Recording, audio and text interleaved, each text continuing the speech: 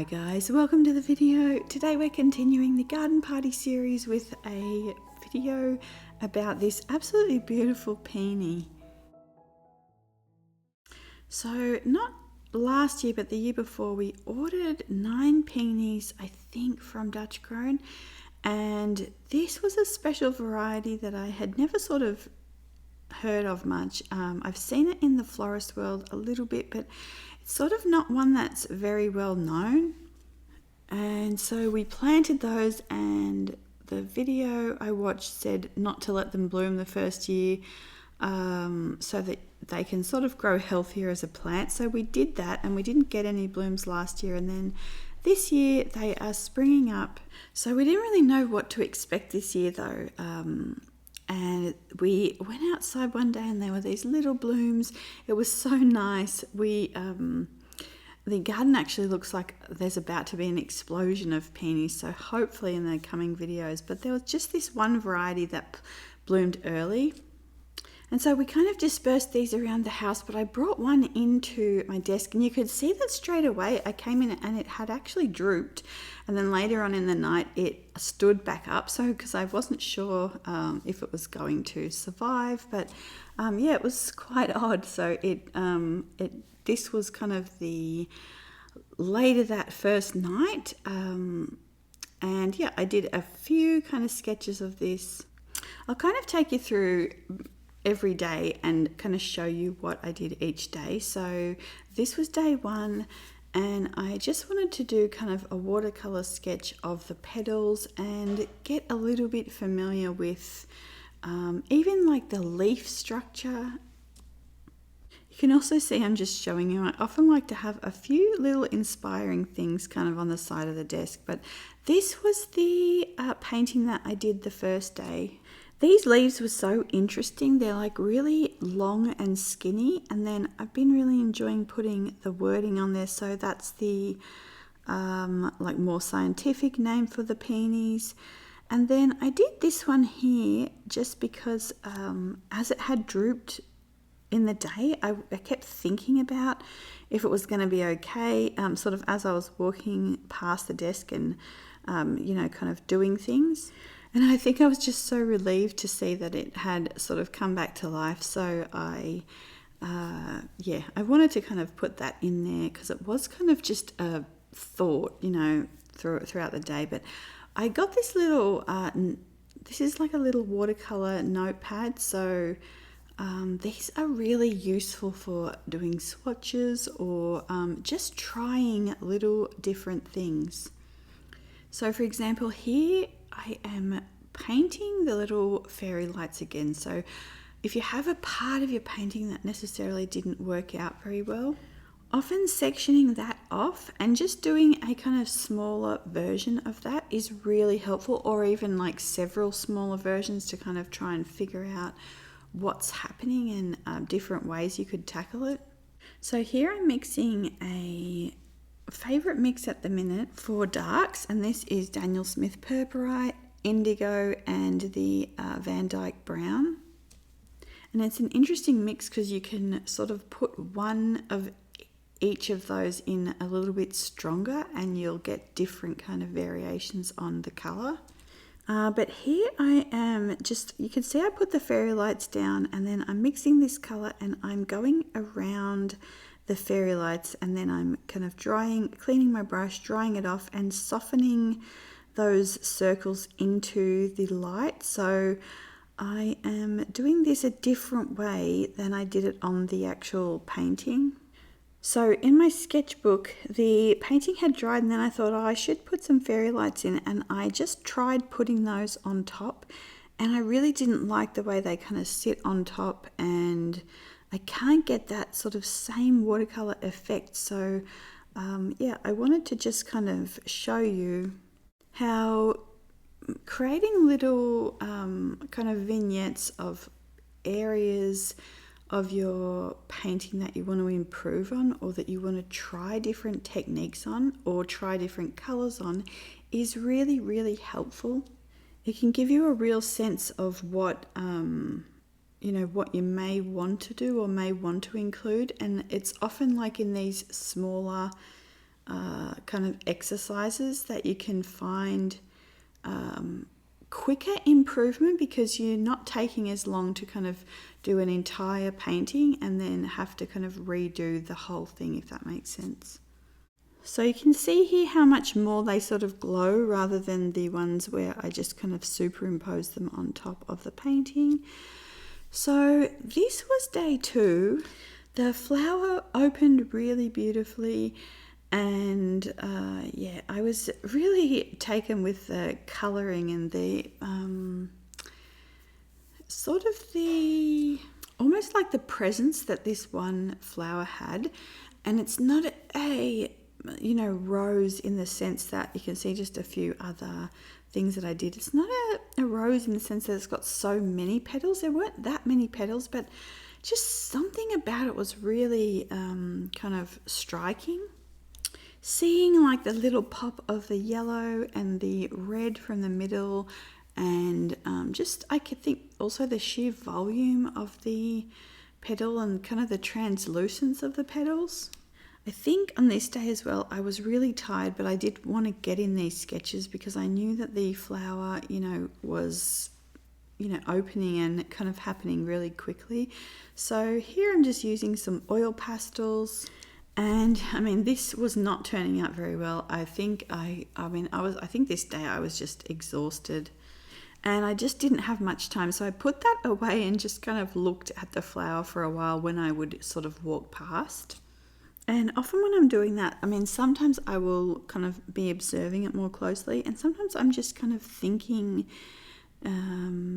just really looking at it. I'm not really trying to notice anything too much. I'm just getting sort of a feeling of it. I'm not sure. Sometimes it's quite hard to kind of zero in and try and think about too many moving parts. And it's sort of easier to just kind of enjoy it and just take that opportunity to kind of view it and let that kind of sink in a little bit. So at that point, I think I came back and then I just did kind of more of this face on version that I was seeing. And really just looking at the kind of the overall shapes and the overall colours. And then I think one of the next days I went back to this one here that didn't work out that well, and just got the oil pastels back out. One of the things I really did like was actually drawing on that vellum paper. It's quite like a thick, this is the Get Messy art journal, and it's quite a thick vellum, and it's really nice to use oil pastels on.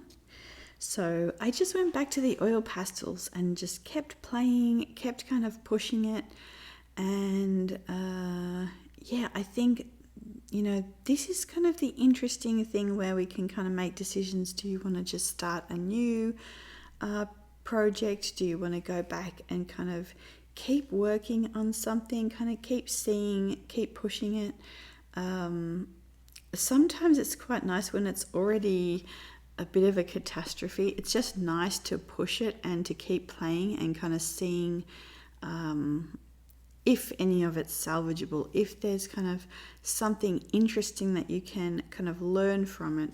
The other thing is, if you can't get to, a garden or haven't got things in the garden growing, often just supermarkets will have a refrigerator somewhere in the corner where there's like buckets of flowers, and often you can pick 1 or 2 stems, and you might just go and find a flower that you really love the look of that you can take home and go through some of these steps for a week.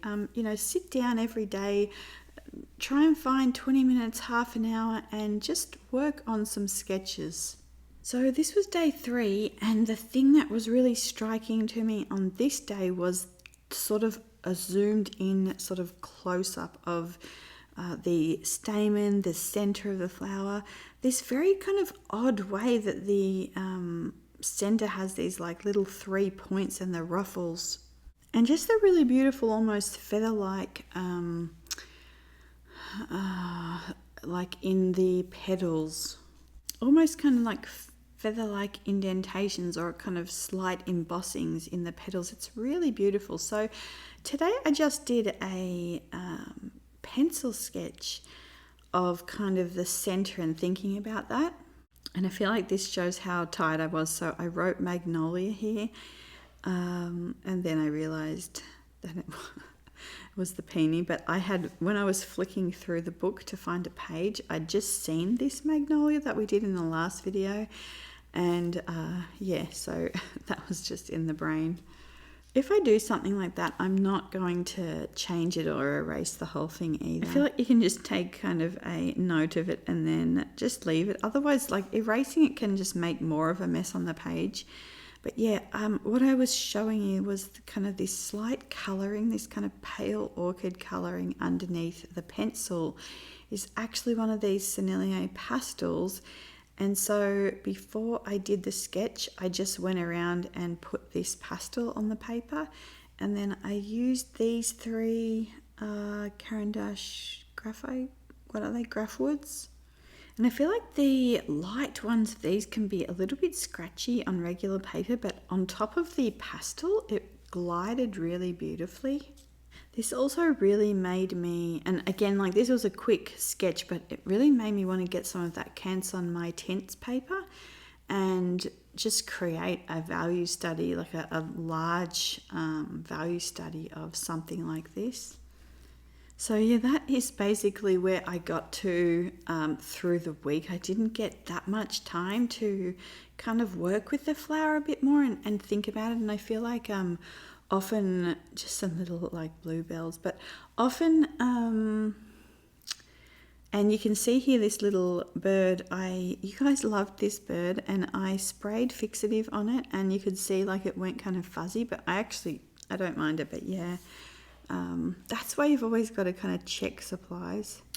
But yeah, what I wanted to do with you was to paint something similar to this, so you get a feel for how to create one of these flowers, and kind of we'll work on the center, the stamen, and then kind of shaping these petals.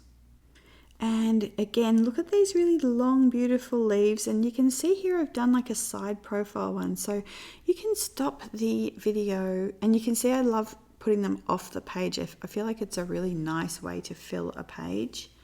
But feel free to pause the video and use those images as reference to paint as well. But let's just start with the sort of center of the flower. So you can see I've gotten this sort of quinacridone and rose color. I mixed in with a little bit of kind of a sap green, a little bit of a spring green sort of that was already kind of mixed on my palette. I'm creating these three kind of separate areas.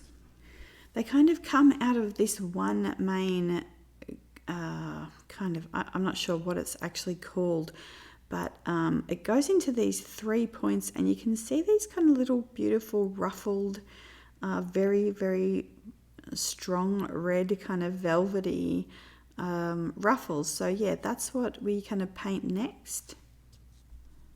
I'm mixing a little bit of like a potter's pink. This is pink color in, or like a bit of Sedona, and I am making kind of this, it's like a little bit fuzzy, so just creating a little bit of that texture. And then I want the one of the things that was really interesting about these middle stamen is how thin and how very delicate these little parts here were before the kind of yellow part came. So I wanted to just create kind of a combination of different mixes and different colors that were soft, but kind of also interesting, kind of drawing the eye in a bit of an understated way. So you can see I'm mixing these reds and greens together to create like a variety of neutrals sort of within that palette. And then you can see I'm getting the fluorescent yellow with the French ochre, a little bit of the pyrrole orange, and creating these really bright fluorescent kind of points for the stamen. It sort of gives it a little bit of a glow, kind of a backlit almost glow. And you could use lemon yellow. You don't have to use the fluorescent yellow, but we're sort of trying to, and we've muted it as well with the French ochre, but you're sort of trying to create a little bit of that excitement that the kind of flower had. So you can see here I'm just going back in with a little bit of more on the red side, and I'm filling in a little bit of these areas. One of my favourite things about doing these is sort of getting to understand the flower, and then just using colours that you kind of want to just create. So yeah, you could redo this in kind of any like different colour palettes, which are really fantastical and beautiful. You can see I've mixed again more fluorescent pinks on my palette with more like potters pinks, more muted pinks, and just creating a very, very soft wash here for the petals. So we're going to do transparent layers, and then you can see there I mixed a little bit of the orange in, so just again to get sort of variations for each of the different petals. We're sort of going around the flower and kind of making a star shape with petals. So none of these petals touch each other. We're going to fill in the middle petals once these are all dry.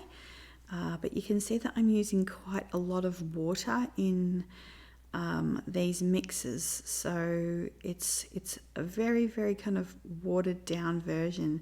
You can see like here I'm using a little bit more colour. So yeah, these again are just really fun ways to kind of play with colour and look at different techniques.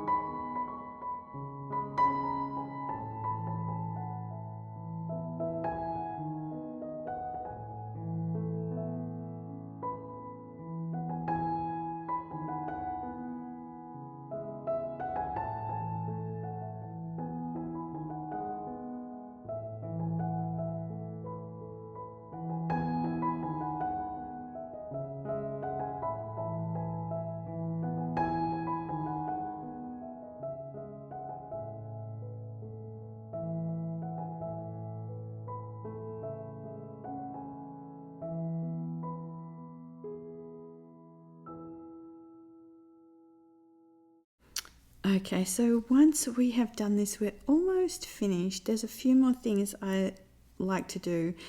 One is just to put some more petals sort of going off the page. I feel like it starts filling up the page without having to do necessarily too much more work. You still get such an impact from that. And then the other thing is putting some of these really elongated petals. They're quite sort of almost a simple petal. I mean, leaves. You know, they don't have sort of the ridges on the edge, and they're just but quite an elegant sort of leaf. And I'm using the Winsor & Newton Davies Grey and the Green Leaf and Blueberry French Earth. They're very muted greens, and often I like to pair like brighter colours with some more muted colours to kind of tone it down a little bit or sort of ground it a little bit.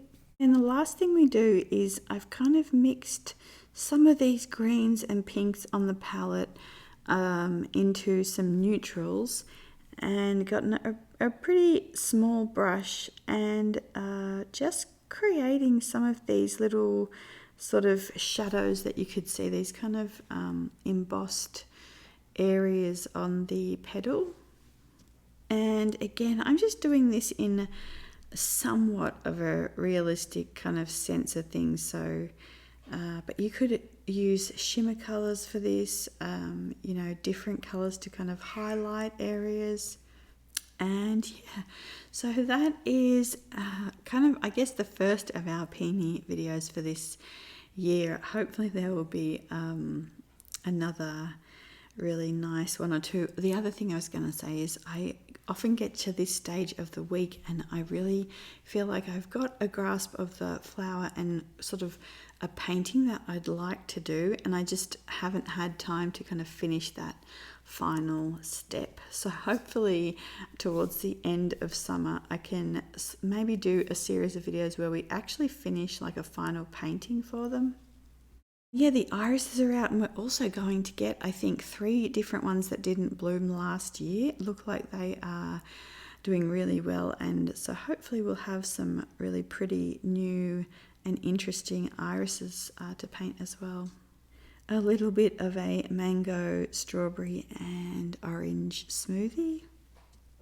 And I always love seeing the rose that's painted on this cup. But what was I going to say about the shop update?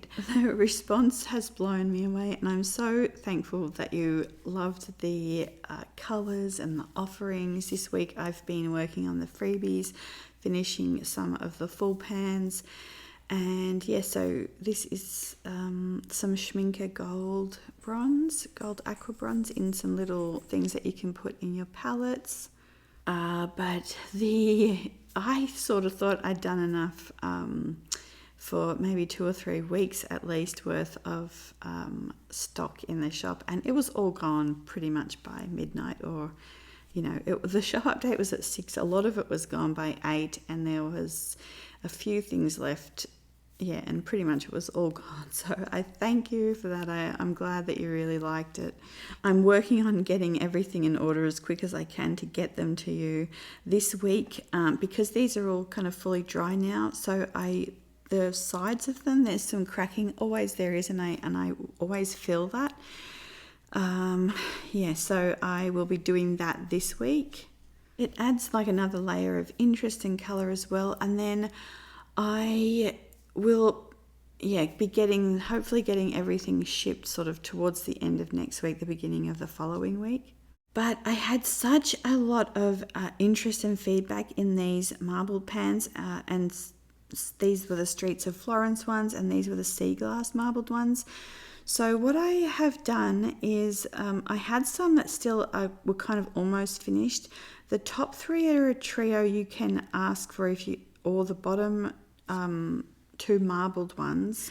If you have an existing order and you want to add on, you can email me. The details will be below, or message on Etsy. Other than that, next week if I have any left over little bits and pieces, I'll put those in the shop. But other than that, I am so pleased that you loved everything, and I will be working hard to get all the gold leafing and everything finished this week, and I will see you guys in the next video. Have a lovely week. Bye.